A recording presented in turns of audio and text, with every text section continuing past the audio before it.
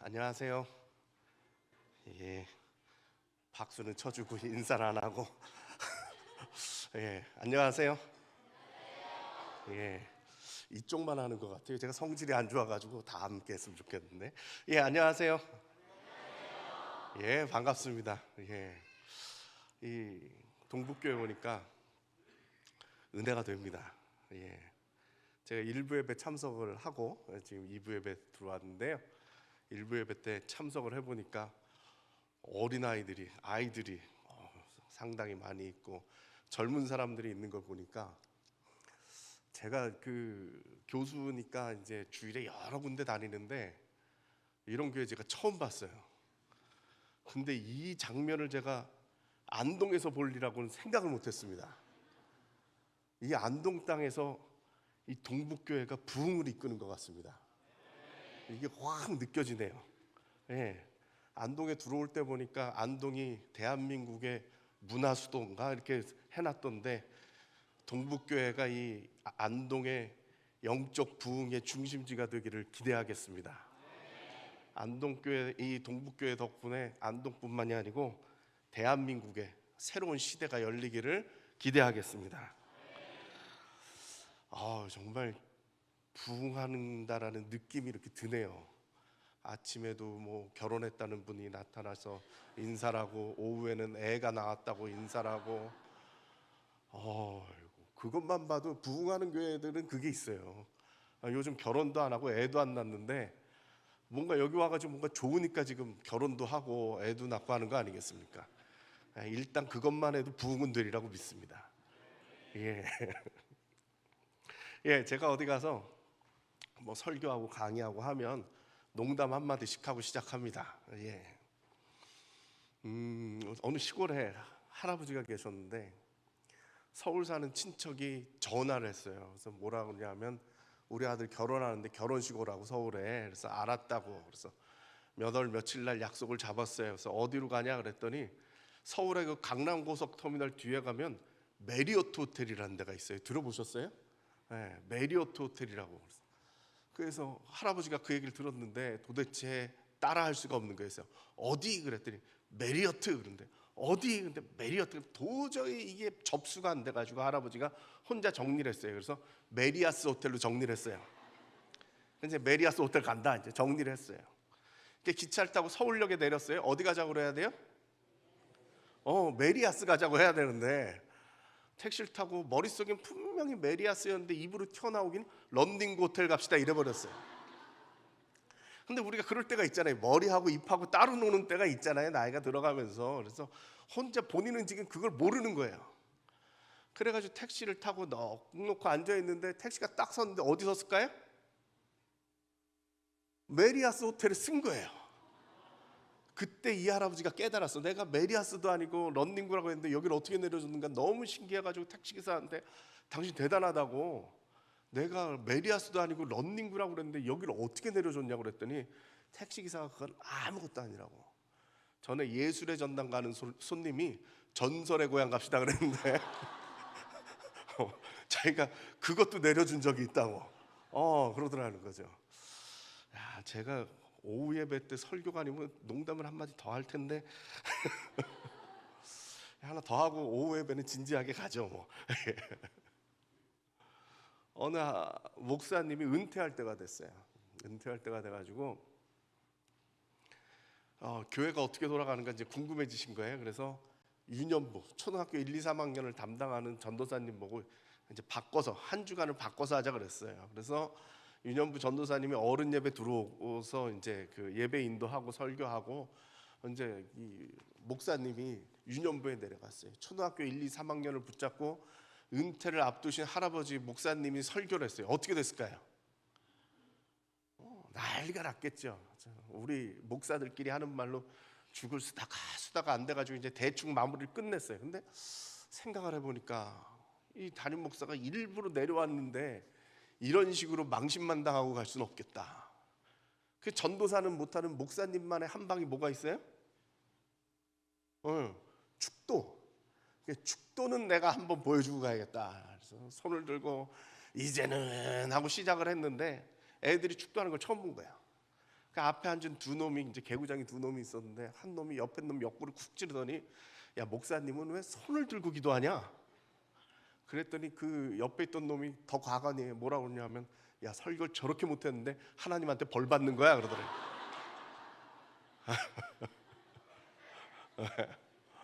제가 어디 가서 이런 소리 하는 건 왜 하냐? 제가 이상한 소리를 해도 여러분들은 제가 런닝구 가자 그래도 어디가 있어야 돼요? 메리아스에 꼭 가 있어야 돼요. 이런 소리 하려고 그랬나 보다. 가 있어야 되고, 오늘 여러분들이 잘 협조를 해가지고 제가 축도를 안 하고 내려가야 되는데 써 있더라고요. 축도하고 내려가라고. 하여간 제가 잘 해보도록 하겠습니다. 우리가 이제 코로나를 겪었습니다. 한 4년 전입니다. 코로나가 딱 닥쳤을 때 교회를 폐쇄하라고 그랬습니다. 예배에 모이지 말라고 했습니다. 그때 우리가 얼마나 충격을 받았습니까? 이런 거를 우리가 경험을 해본 적이 없는데 이거를 어떻게 해야 될지 모르겠다 그런 생각이 들었습니다.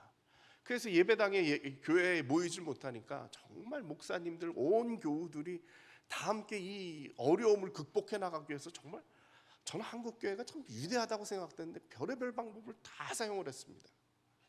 그때 나온 게 문고리 신방. 교회도 해봤는지 모르겠는데 가서 만날 수가 없으니까 그 집 앞 문고리에다가 봉투에다가 선물 넣고 그리고 기도하고 사진 찍어서 신방 왔다 갑니다 알려놓고 가는 그런 거 많이 했었습니다. 그 다음에 어느 목사님은 카톡 신방, 카톡 열심히 하는 겁니다. 카톡 통해서라도 연결을 하려고 말씀 공급해주고 신앙에서 떨어지지 않게 하려고 카톡으로 열심히 하죠. 교인들이 하도 안 나오니까 제가 아는 목사님 하나는 청년들 젊은 사람들 교회 안 나오니까 치킨을 쏘는 겁니다. 요즘 카톡으로 선물 보낼 수 있잖아요. 카톡으로 치킨을 보냅니다. 그러면 그동안 대답을 안 했던 말씀 보낼 땐 대답을 안 했던 애들이 응답을 하더라는 거예요. 감사합니다. 치킨 신방 화살기도 정말 별의별 방법들을 많이 개발을 해놨습니다. 화살기도는 뭐냐 하면 아파트 저희 문고리에다 걸어놓고 놨는데 그거 가지고 이제 마음이 안 되니까 안타까우니까 저기 303호를 쳐다보면서 화살을 날리는 겁니다. 기도로. 그러면서 기도하고 저 성도 붙잡아 달라고 하나님께 그렇게 기도하더라는 거예요. 정말 수고 많이 했습니다. 제가 지금 다니는 교회는 제 제자가 담임 목사로 있는데 지하에 한 20-30명밖에 안 되는 조그만 교회입니다. 근데 이 목사님이 이 기계 같은 걸 잘 모르는데 코로나가 터져가지고 모이질 못하고 온라인 예배를 시작해야 된다는데 야, 저 목사 저거 어떡할까? 장비도 없고 예산도 없고 기술도 없는데 부교육자가 있는 것도 아니고 혼자 저걸 다 해야 되는데 할 수 있을까 그랬는데 대한민국은 대단합니다. 핸드폰 하나 딱 걸고 그 예배 중계를 하더라고요. 유튜브로 여기다 삼각대 세워놓고 예배를 인도를 하더라고요. 제가 정말 감동을 받았어요. 근데 어느 순간인가 이 목사님이 이게 익숙해지니까 너무 잘해요. 그래가지고 이 온라인으로 예배 보는 사람들을 부르기 하나하나 호명을 하더라고요. 지금 군대에서 예배 드리고 있는 누구, 분당에서 예배 드리고 있는 누구네, 캐나다에서 심지어 해외에서도 이제 예배 참석하니까 캐나다에 있는 누구네 막 얘기를 하는데 어느 날 제가 그걸 보면서 예전에 그 방송에 봐서 봤던 조용기 목사님이 생각나더라고요. 조용기 목사님 방송 시작할 때 전 세계에 있는 성도들을 부르잖아요. 일본에 계신 우리 성도님들 뭐 이러면서 쫙 부르는데 20명 모아놓고 그걸 정말 우리가 별의별 일을 다 겪었어요. 그때 제가 이제 한참 논쟁이 됐던 문제가 뭐였느냐면 우리가 굳이 예배당에 꼭 모여야 되느냐 뭐 이런 얘기들이 있었어요. 예배당에 모여가지고 예배 드리는 것까지 괜찮은데 전염돼가지고 막 교회발로 막 터지는 일들이 많고 그러니까 막 사회에서 욕먹고 막 비난받고 그러니까 사람들이 그러더라고요. 예배당에 모이지 말라고. 그러면서 어떤 사람들이 하는 얘기가 뭐냐, 우리 개신교는 원래 예배당에 모일 필요가 없는 교회였다고.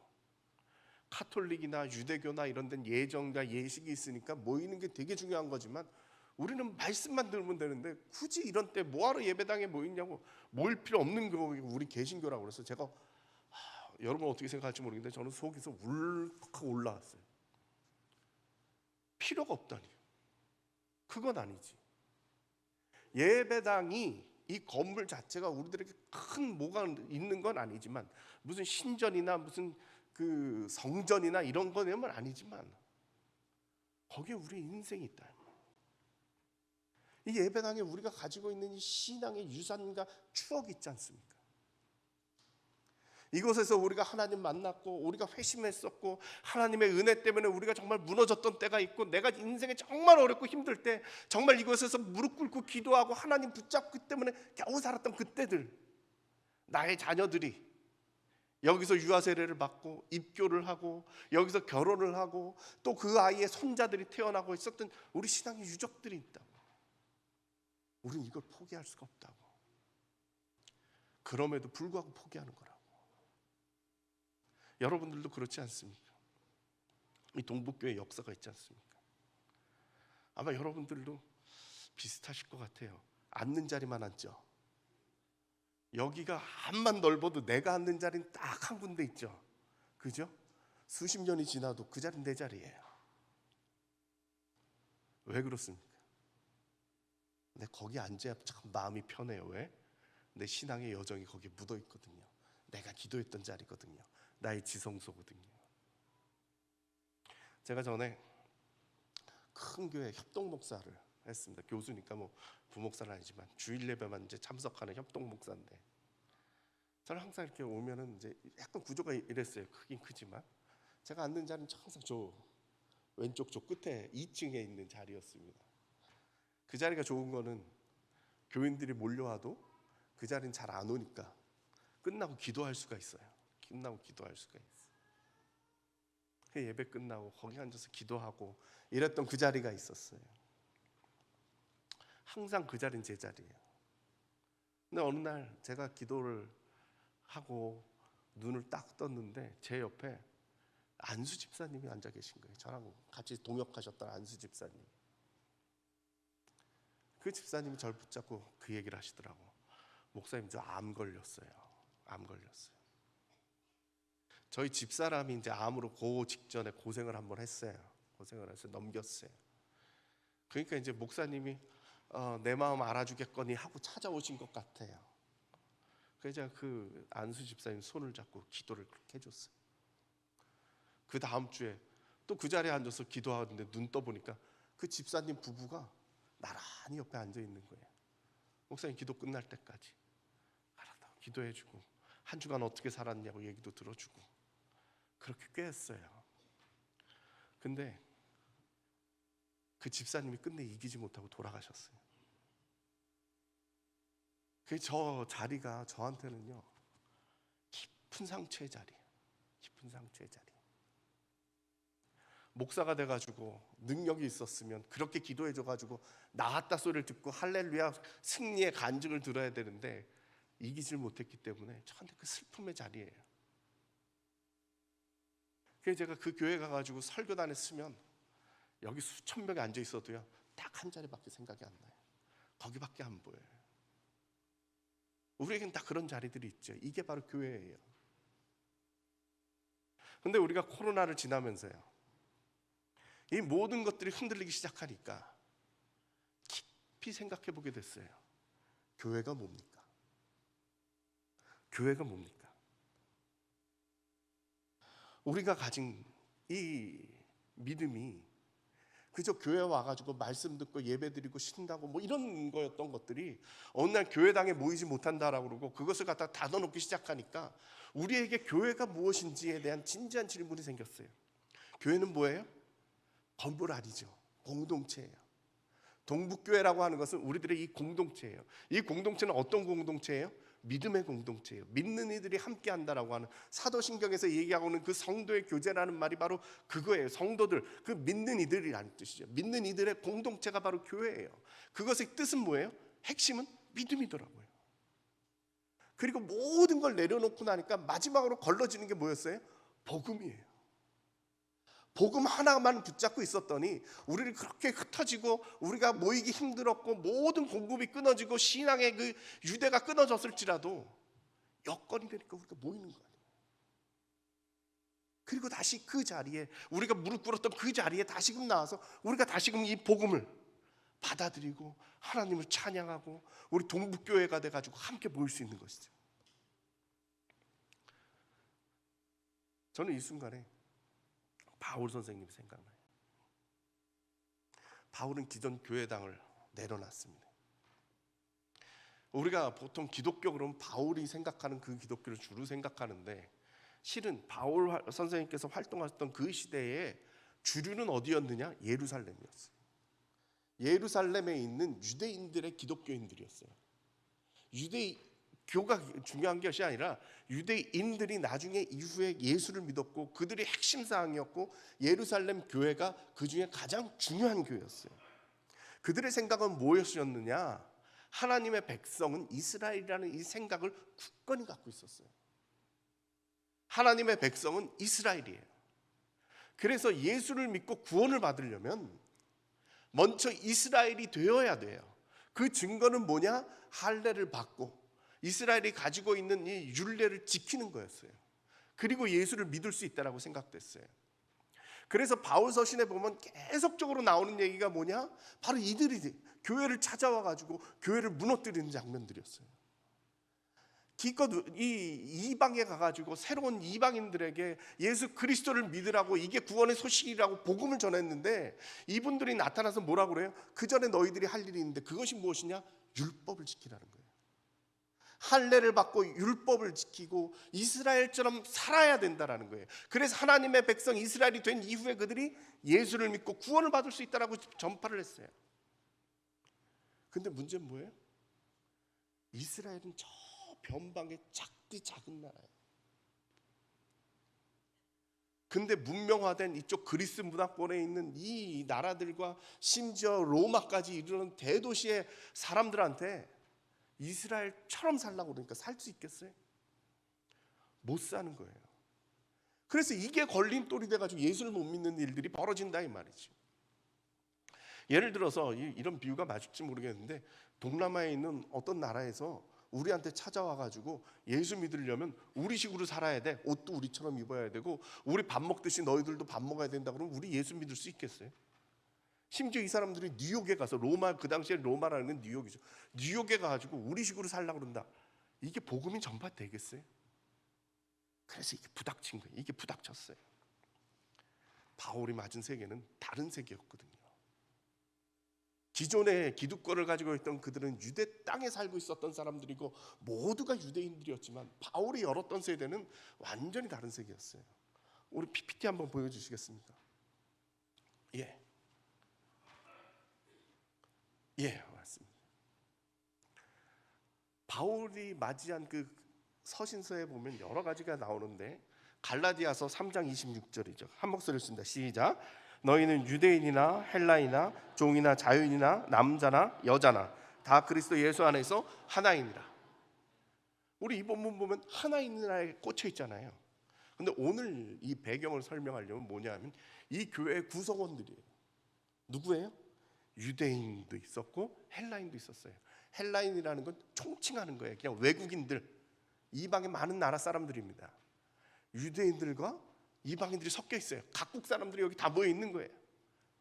그리고 종이나 자유이나, 종의 삶과 자유인의 삶이 같겠어요? 종의 삶과 주인의 삶이 같겠어요? 근데 그들이 함께 모였어요. 그리고 지금이야 뭐 그렇지만 그 당시에 남자와 여자가 함께 있는다라는 게 쉽겠어요? 이들이 다 함께 모여 있는 거예요. 이들에게 어떻게 살라고 이야기할 수 있을까요? 이게 문제가 되는 거예요. 근데 이스라엘식으로 살래요. 더 큰 문제가 생기는 거죠.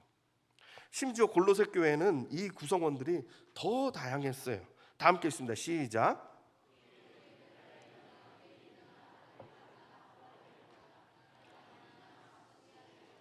종이나 자유인이 차별이 있을 수 없나니 오직 그리스도는 만유시요 만유 안에 계시니라. 여긴 더 복잡해요. 헬라인과 유대인이 구별이 있는데, 유대인 중에는 할레파도 있고 무할레파도 있고, 그리고 야만인도 있고 스구디아인도, 이런 분들은 어떤 분들인지 모르겠는데 하여간 스구디아인도 있고 종이나 자유니까 그냥 교회가 다양했다라는 거예요. 근데 여기에 와가지고 천편일률적으로 유대인이 먼저 돼야 된다고, 유대인처럼 살라고 그러니까 부닥치게 되는 것이죠. 그래서 그 당시에 큰 그 논쟁이 벌어졌어요. 그게 첫 번째로 모인 게 예루살렘 공회입니다. 사도행전 15장의 말씀입니다. PPT 보여주십시오. 천천히 읽으면 제가 시간이 없으니까 그냥 여러분들이 눈으로 읽으시면서 제 말씀을 들으세요. 잘 나오죠? 자, 첫 번째 문제는 뭐였느냐? 바울이 개척해 놓은 교회들마다, 바울이 세우는 교회들마다 예루살렘의 유대파 교인들이 나타나 가지고 그들에게 가르치기를 뭐라고 그랬느냐? 모세의 법대로 할례를 받지 않으면 구원을 받지 못한다고 그랬어요. 자기네는 예수 믿고 구원받은 줄 알았는데 이 사람들이 딱 나타나더니 당신들 할례를 안 받았잖아, 유대인처럼 살질 않잖아, 그럼 구원받은 게 아니야. 그럼 얼마나 시험 들겠어요. 쿵 하고 떨어졌겠죠.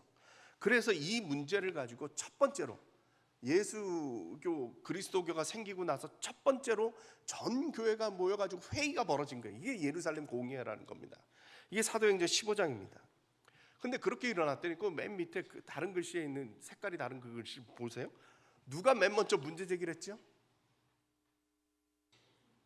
써 있잖아요. 누가 맨 먼저 문제 제기를 했죠? 바리새파 사람들이. 너무 신기하지 않아요? 예수님 살아계실 때, 예수님 계실 때 바리새파 사람들은 어떤 사람들이었어요? 예수님 죽이려고 한 사람들이잖아요. 어떻게든 꼬투리를 잡아가지고 율법에 그 고리고리를 걸어놓고 안식일에 벼이삭을 해먹는지, 이 사람들이 무슨 잘못을 저질렀는지 예수님 죽이려고 혈안이 됐던 사람들이 누구냐? 바리새파 사람들이잖아요. 근데 이 사람들이 예수 믿는 이 예수교 안에, 그리스도교 안에 들어와가지고 행세를 하고 있어요. 신기하지 않아요? 행세를 하고 있어요. 근데 이 바리새인들이 제일 잘하는 게 뭐예요? 율법 지키는 거예요. 이게 법이고 이게 법이고 이거 얘기하면서 너희 이거대로 못 살아? 죄책감을 심어주면서 너희 니대로 못 살아? 그럼 너희들은 죄인이야. 이거 잘하시는 분들이에요. 이분들이 나서서 뭐라 그래요? 이방인에게 할례를 행하고 모세의 율법을 지키라고 해야 된다는 거예요. 바울을 면전에 두고 하는 얘기가 뭐냐? 할례를 행하고 율법을 지켜야 그 다음에 예수 믿는다라는 거, 그걸 강조하고 있는 거죠. 그랬더니 그 다음 거 넘겨주시죠. 베드로가 일어나요. 베드로가 일어나가지고 하는 얘기가 뭐냐? 우리도 감당치 못했던 그 멍에를, 그 율법의 멍에를 지금 이제 새롭게 믿기 시작한, 전혀 다른 삶을 살았던 다른 문화권에 있는 저들에게 어떻게 지울 수가 있겠느냐는 거예요. 그러지 말자고. 그러면서 해주는 말씀이에요. 맨 마지막입니다. 제가 눈이 안 좋아서 넘겨주십시오. 넘겨주십시오. 하나 덜 넘겨야 됩니다. 맞습니다. 보십시오.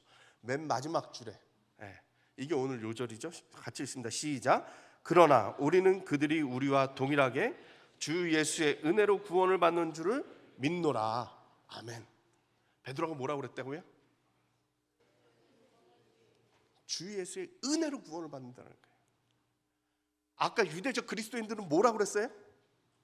할례를 받고 모세의 율법을 지켜야만 구원에 이른다라고 이야기를 했는데, 베드로는 뭐라고 선포를 했어요? 주 예수의 은혜로 구원을 받는다는 거예요. 다른 건 다 필요 없다는 거예요. 은혜로 말미암아 구원을 받는다라, 이렇게 이야기를 한 것이죠. 그 다음 거 넘겨주십시오. 그리고 나서 하는 얘기가 뭐냐? 딱 하나 내가 당부할 것이 있다. 그것이 뭐냐? 종교적으로는 우상을 섬기지 말 것이고, 그리고 윤리적으로는 음행을 하지 말 것이고, 그리고 생활 면에 있어서는 먹는 것을 유대인처럼 조심해라.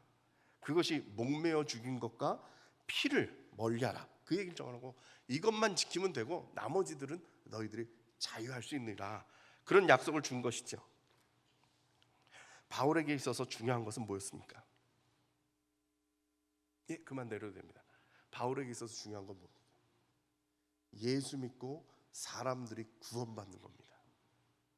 이방의 이 사람들이 예수 믿는 거, 이거 하나가 바울에게는 제일 중요한 사실입니다. 그 나머지 것들은 중요하지가 않다라는 거예요. 바울에게 있어서 가장 중요한 것은 뭐냐? 주 예수를 믿어 구원을 받는 이 복음 하나뿐이었는 줄로 믿습니다. 이런 문제가 그럼 유지는 됐을까요? 마지막 이 당부가 유지가 됐을까요? 바울은 이것도 안 지켰어요. 종교적인 거, 윤리적인 건 지켰지만 생활면에서는 안 지켰어요. 이 신약에서 계속 바울 서신에서 계속 나오고 있는 얘기 중에 하나가 뭐냐? 먹는 문제였어요. 유대인들은 먹는 게 상당히 까다로웠잖아요. 네. 이걸 어떻게 지키느냐 이 말이죠. 그래서 그 많은 얘기 나오는 것 중에 하나가 뭐냐면 고기 문제예요. 특별히 고린도전서 8장에 보면은 우상의 제물을 먹어도 되느냐 이 얘기가 나와요. 우리가 구약 성경에서 보듯이 옛날 종교들은 다 제물을 바쳤어요. 그렇죠? 근데 이게 이제 다른 식으로 얘기를 하면 뭐냐면 도축은 종교 기관에서만 가능했던 거예요. 국가 기관의 도축이 있었고 종교 기관의 도축이 가능해서 개인적인 도축은 불가능했었어요. 전 세계적인 국가적인 전통들이 대부분 비슷해요. 그러면 제물을 갖다가 도축을 해가지고 제물을 바치고 고기가 남으면 어떻게 해야 돼요? 내다 팔았죠. 그래서 생활을 했을 거 아니에요. 그죠? 네. 이건 대부분 다 고대 시대 때 다 비슷비슷한 거예요. 그래서 하는 얘기가 우상의 제물과 뭐 내지는 로마서에 나오고 있는 그 14장의 고기 먹는 문제가 다 동일한 문제예요. 일반 시장에 나가서 고기를 사 먹으면 그 고기가 우상한테 바쳤던 고기인지 어쩐지 모른다라는 거예요. 그래서 사람들이 바울이 고기 사 먹으니까 그 우상한테 제물로 바칠 수도 있는 건데 그걸 먹으면 어떻게 얘기가 나온 거죠. 그거 가지고 다툼이 일어나기 시작한 거예요. 그랬더니 바울이 하는 얘기가 뭐냐? 그 문제를 제기하는 사람들이 믿음이 연약한 자들이라는 거예요. 믿음이 연약한 자들이라는 거예요. 그들이 시험에 들지 않도록 우리가 조심해야 된다 그 얘기예요. 복잡하죠? 내가 예를 들어 볼게요. 예. 우리 진 목사님이 집에서 있는데 띵동하고 아파트에 있는데 문 띵동하고 누가 찾아왔어요. 문을 열었더니 위층에 계신 분들이 새로 이사 왔다고 고사떡을 들고 왔어요. 목사님이 이걸 받아야 돼요, 말아야 돼요? 내가 지금 가르쳐 줬잖아요. 이 고사떡 받아야 돼요, 말아야 돼요? 받는 거예요. 바울 선생님이 그런 거예요. 아이고 뭐 그런 게 어딨어. 하나님이 주신 건데 감사함으로 먹으면 된다. 이게 바울의 입장이에요. 받아서 먹으면 돼요. 내가 우상 숭배한 게 아니라 그냥 받아서 먹으면 돼요. 떡이에요. 그건 떡이에요. 근데 우상을 안 믿으니까 떡이에요. 근데 이분이 우리 집만 누른 게 아니고 앞집도 눌렀어요. 앞집이 동시에 문을 열었어요. 근데 앞집에 우리 교회 김 집사님이 살아요. 나랑 눈이 마주쳤어, 목사님이. 그럼 이 떡을 먹어야 돼요, 말아야 돼요? 이 떡 받아야 돼요, 말아야 돼요? 바울의 한 얘기가 뭐냐 하면 그 집사님 믿음에 달렸다는 거예요. 그 집사님이 믿음이 연약하여 아니 어떻게 고사 지낸 떡을 우리가 받아 먹을 수 있습니까? 라고 생각을 하면 안 먹으면 돼요. 그 떡 안 먹어도 괜찮으니까 안 먹어도 돼요. 근데 그 집사님이 믿음이 좋아서, 바울 표현이에요, 믿음이 좋아서 먹어도 괜찮다 생각하면 같이 그냥 먹으면 된다는 게, 이게 바울의 얘기예요. 내내 하는 얘기예요. 예. PPT 한번 보여주십시오. 그 말씀이 있습니다. 예, 고린도전서 8장 9절 말씀입니다. 시작. 그런즉 너희의 자유가 믿음이 약한 자들에게 걸려 넘어지게 하는 것이 되지 않도록 조심하라. 예. 그리고 나서 13절입니다. 13절 말씀 또 보여주십시오. 같이 읽습니다. 시작. 그러므로 만일 음식이 내 형제를 실족하게 한다면 나는 영원히 고기를 먹지 아니하며 내 형제를 실족하지 않게 하리라. 이거예요. 뭘 먹느냐 안 먹느냐, 어떤 날을 지키느냐 안 지키느냐, 무슨 규례를 지키느냐 안 지키느냐, 할례를 받느냐 안 받느냐, 그것이 중요하지 않다는 거예요. 나에게 중요한 것은 예수 그리스도의 피 묻은 복음뿐인 줄로 믿습니다. 전해져 내려온 얘기에 어느 수도원이 있었는데 수도원에 수도사 2명이 담배를 폈습니다. 가톨릭은 폈으니까 담배를 폈는데 이들의 고민 중에 하나가 뭐였느냐 하면 기도를 오래 하고 싶은데 그 시간 동안 담배를 못 참겠는 거예요. 그래가지고 이거는 수도 원장님한테 허락을 맡아야겠다 고지시켰죠. 그 한 수도사님이 가서 수도 원장님한테 내가 담배가 꼴초인데 기도는 오래 하고 싶고 그래서 내가 기도하다가 담배 좀 피면서 기도하면 안 되겠냐고. 수도 원장님이 뭐라고 그랬겠어요? 야 이놈아, 말이 되냐? 있는 대로 혼을 내서 내쫓았어요. 그랬더니 두 번째 그 수도사는 머리가 좋았나 봐요. 지혜로웠어요. 가서 그랬어요. 수도 원장님한테. 수도 원장님, 제가 담배를 피는데 담배를 피다가 기도가 하고 싶은데 기도를 해도 되겠습니까? 이렇게 물어봤어요. 원장님이 뭐라고 그랬겠어요? 아, 그래도 된다고. 그 가정에 기도해도 된다고. 네. 아마 우리가 메인 것들은 그런 것이 아닐까 그런 생각이 듭니다. 코로나 지나면서 우리가 꼭 다른 변화의 기로에 섰습니다. 때론 강제적으로, 때론 자발적으로 우리가 이 변화를 겪어냈습니다. 그럴 때마다 우리 마음속에는 때론 불안하기도 합니다. 교회가 이렇게 가도 될까? 교회가 이렇게 흘러가도 되는 걸까? 세상에 너무 쫓아가는 게 아닐까? 이런 생각이 들지도 모르겠습니다. 바울이 예루살렘을 떠나서 세계로 뻗어나갔습니다. 저는 그때 예루살렘 지도자들은 무슨 생각을 했을까 그런 생각이 듭니다. 아마 그분들도 불안했을 겁니다. 예수를 믿는 사람들이 많아지고 구원받는 사람들의 숫자가 많아지는 건 참 좋은데 우리가 생각하는 그 하나님이 맞을까? 그 교회가 맞을까? 그런 생각을 했을 것 같습니다. 그러나 복음 앞에서 다른 모든 것들을 다 배설물로 여긴 바울은 달랐습니다. 복음 전파하는 데 있어서 어떤 전제도 가로막을 수 없다라고 생각했습니다. 예수만 믿으면 된다고 했습니다. 하나님은 바울의 사역을 기름 부어 주셨고 덕분에 이 복음이 세계로 편만하여지면서 오늘 이곳에서 우리가 예수를 믿을 수 있게 된 것이죠. 이 시대에 우리들은 계속적으로 변화의 압박을 받고 있습니다. 세상에 따라서 쫓아서 변화돼야 된다니까 가긴 가는데 때론 불안할 때가 얼마나 많겠습니까? 그러나 그 떠난 사람들로 인해서 세상이 변했고 교회가 변했습니다. 고향을 떠났던 아브라함의 심정을 우리가 이해를 해야 됩니다. 카톨릭의 부패 앞에서 과감히 그 틀을 깨고 믿음으로 말미암아 구원을 받는다라는 이 이신층의 믿음 하나만 가지고 종교개혁을 일으켰던 마틴 루터와 존 칼빈의 심정을 이 시대에 우리가 같이 느껴야 됩니다. 저는 이 시기 4년을 지나면서 그런 생각이 듭니다. 하나님께서 우리를 끝내 붙잡으셨구나. 참 믿음 생활하기 힘든 시기를 우리가 이렇게 지나갔는데 하나님께서 우리를 놓지 않으셨구나 그런 생각이 들어요.